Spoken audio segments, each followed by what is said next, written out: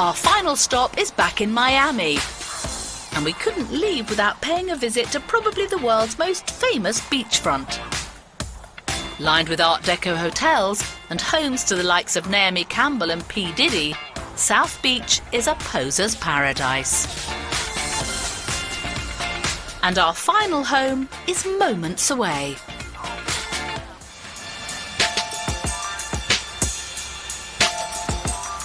Hang on, this is it. It's very private.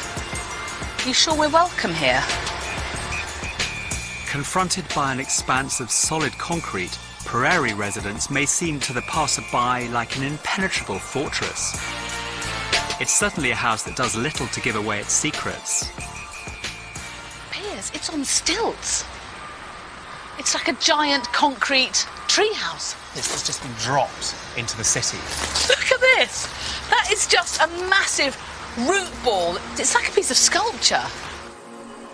Placed right at the entrance of this property, this strange-looking fig tree is known as a Florida strangler. Climbing the bronze and steel staircase into the belly of this home, it's difficult to anticipate what we might find. Wow, I've come in from the city and all the hubbub and bustle. And I feel like I'm in Sri Lanka, not the centre of South Beach, Miami. I'm transported from all that noise, cars, congestion, into what feels like some kind of walkway in a tree canopy. But also, I'm not really sure what's outside and what's inside. This is a house that opens up like no house I've ever seen. This ambiguity, the blurring between interior and exterior, only works for real where temperatures consistently hover between 20 and 30 degrees. But it's so cinematic. I mean, the light coming through those trees and bouncing off this water, it's kind of mesmeric. The pool is not only used to reflect light into the open house, but also for its cooling presence, using the overflow to create a striking wall of water below.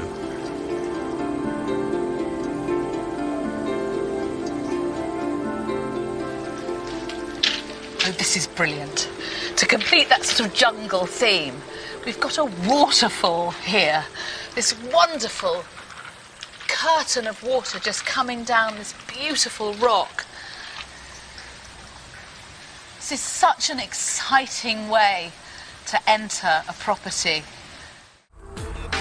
This home makes no apology for its opulence.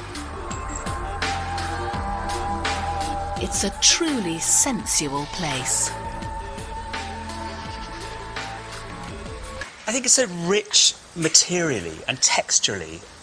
It's an experience that most contemporary buildings deny us, because everything is just surface, everything's white. And actually here, every material has real substance. One of the great joys for me is this is bronze, and you don't see a lot of that about because you don't get much of it to the pound. You don't. And this is done so brilliantly. The architect's vision was to create an escape from the craziness of one of the world's busiest seafronts. His solution was to build an inward-facing home on stilts, consisting of a series of 3 separate buildings around a central courtyard and pool. The 2 smaller ones are self-contained bedroom suites with double-height ceilings and mezzanine floors. The largest building contains the main living room, kitchen and main bedroom. A lush green roof adds to the richness of the surrounding tree canopy and to the rich, sensual textures in every surface and every material.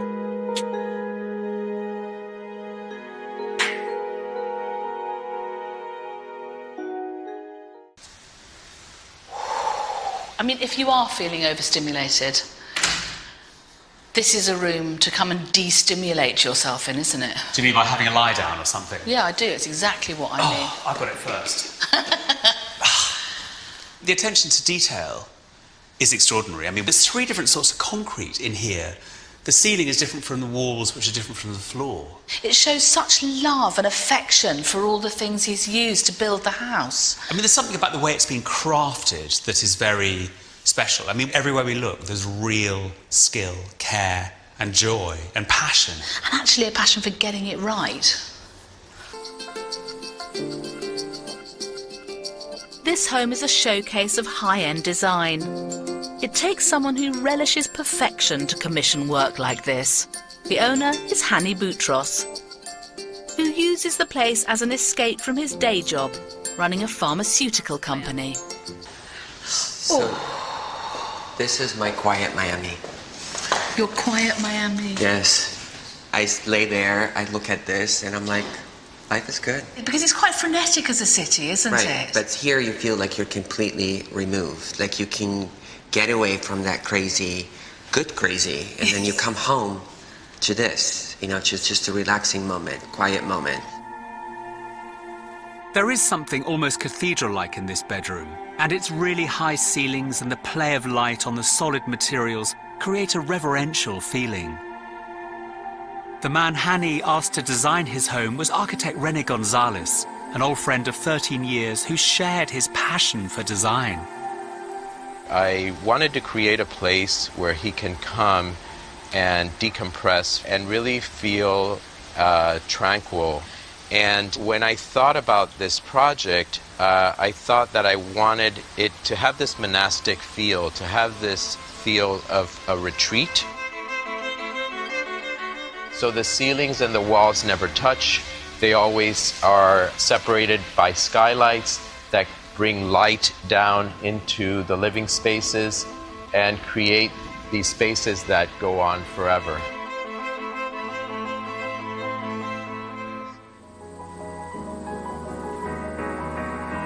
This house brilliantly shows that you don't need lots of different materials to create a diverse range of textures. As you notice from the house, the color palettes, the materials, I'm very keen on earthy in the feel, in the touch, and I love... The textures Yes. are second to Yes. none. Yes. I mean, and the bronze of the staircase, which is exactly the same colour as your eyes, by the way, is smooth and sensual. Then you've got this, which is kind of rippled, and I've never seen that done with marble before. The overriding sense here is that there is nothing left to chance.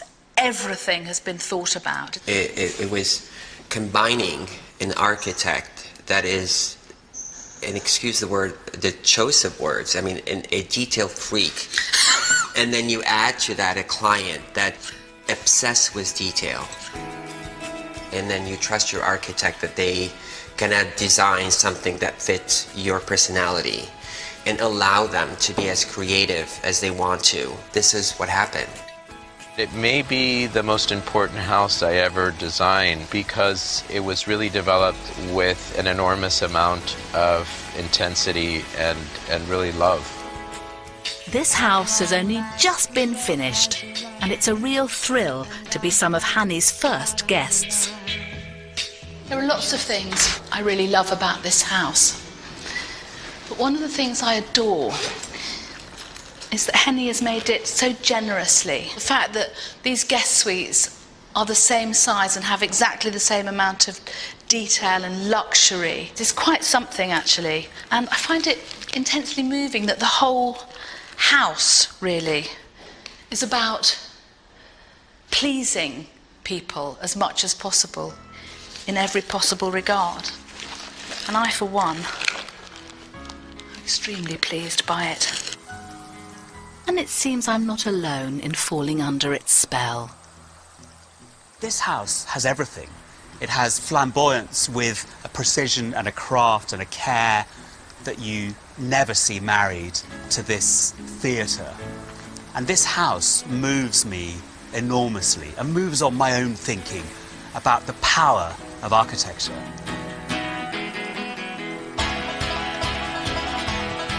Florida has shown us some inspiring houses. From marvellous sharp-edged modernism to the sheer indulgence of waterfront living, and the refined modesty of the simple homage to the glass pavilion. Whether it's this place or maybe the heat of the night, together, they do strange things to a person. Next time, we're in Europe's architectural hotbed, Spain. We explore a land of experimentation This is the future of architecture. as we go in search of the world's most extraordinary homes.